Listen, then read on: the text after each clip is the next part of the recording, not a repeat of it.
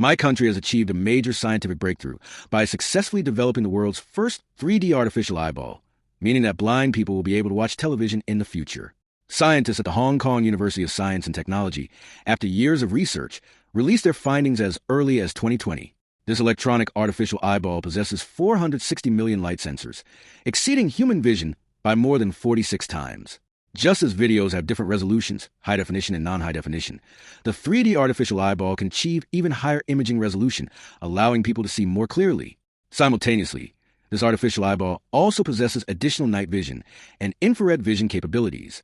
In the future, people who have it installed may possess superpowers that ordinary people lack. It operates by charging with light energy, requiring no external power source. Scientists believe that this technology can not only be applied to the blind, but may also help improve the vision of some people with high myopia. Currently, this technology is undergoing clinical trials on animals. They expect it to be put into use within the next 5 years. Despite much debate surrounding artificial eyes, the successful invention of 3D artificial eyes offers a new perspective. If humans can create 3D artificial eyes, such highly sophisticated organs can certainly be used to create other human body parts. Humans could potentially use 3D printing technology to create other mechanical organs, eliminating the need for existing parts. Then, life could be sustained through brain-computer interface transplants.